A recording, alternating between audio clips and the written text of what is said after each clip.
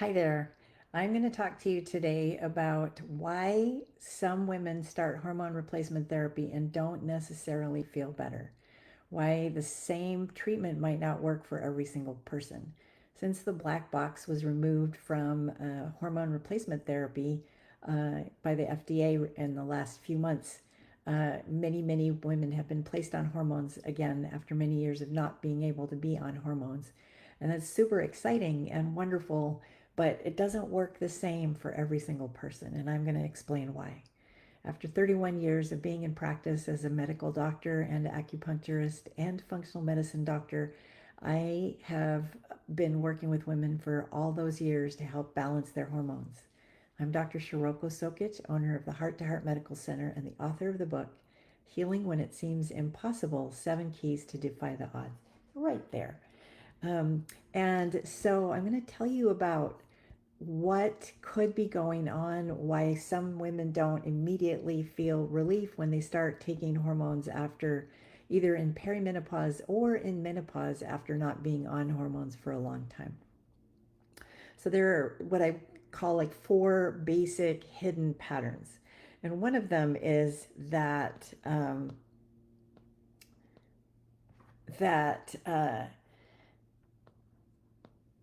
there's where your hormones start to be erratic. So your estrogen might be high at some times and your progesterone might be low, and your patterns are really erratic. And could be happening in early perimenopause or in perimenopause, and it can even happen after menopause is over.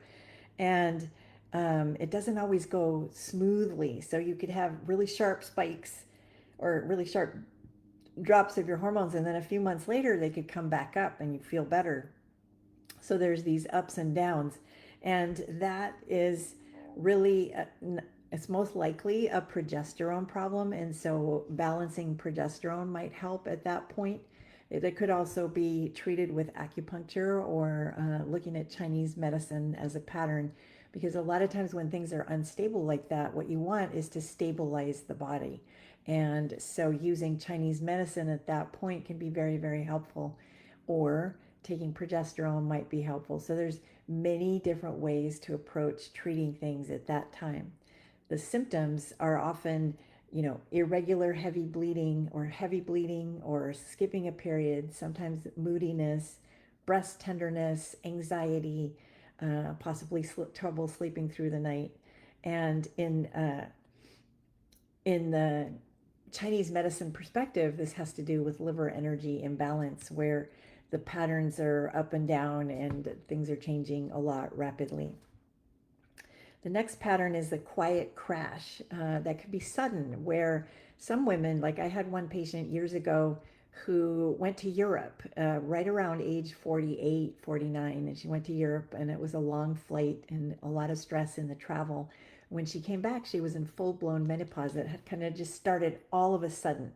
And she had all of the symptoms, the anxiety, the irritability, the fatigue, and it was probably initiated by the stress of the travel, which kind of just suddenly caused her hormones to drop. Another way that you could have a sudden drop of hormones is if you have a hysterectomy or a oophorectomy or both, or even any other kind of surgical procedure where if you have a major surgery where suddenly your hormones drop, even if they're not removing your uterus, it can cause a sudden shift in your hormones, and that can be very disorienting. Both estrogen and progesterone usually drop at that time, and no adaptation window where things suddenly just go down and you suddenly feel terrible. So, good idea to think about the emotions and all of the ways that hormones could be affected. And usually using hormone replacement therapy at this point is the best idea because it helps so quickly.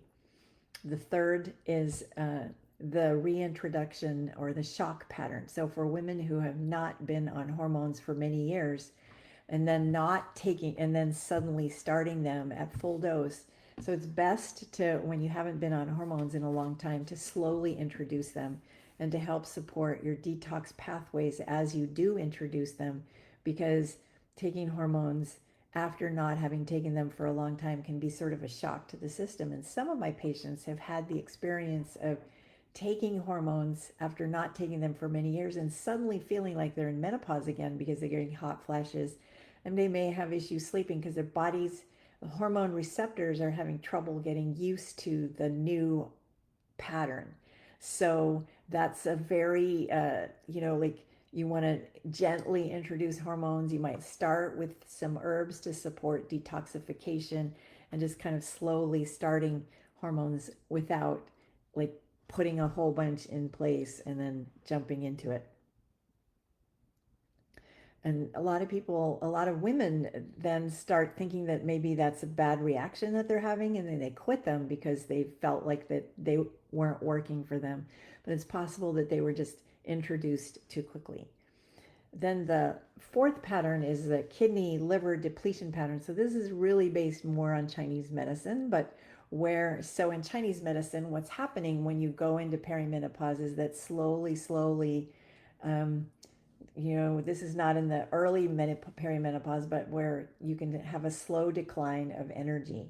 And the Chinese medicine, the kidneys regulate your overall sense of having energy, big transitions in life, the low back, the knees, the bones, your physical brain, your hearing. So they do a lot of different things. But one of the things is the big transitions in life is the menopause, perimenopause period of time.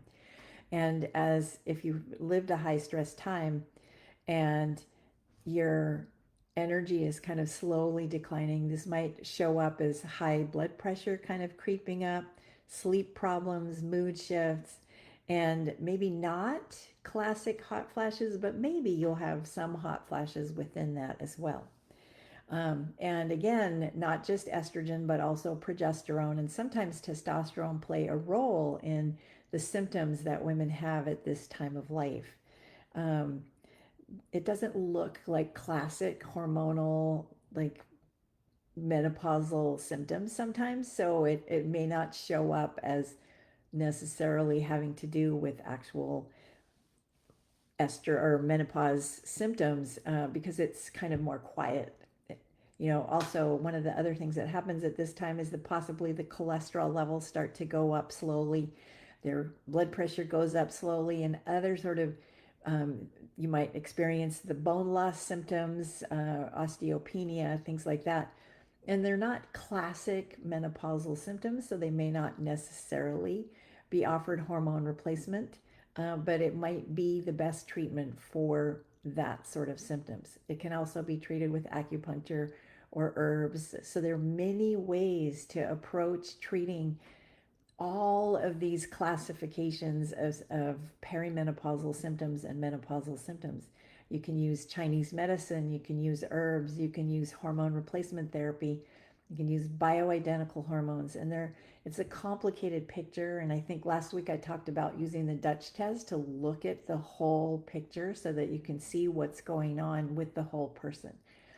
I hope that you found this helpful, and if you have any questions, please comment help or menopause, and I will answer your questions. Thank you so much. Have a wonderful day.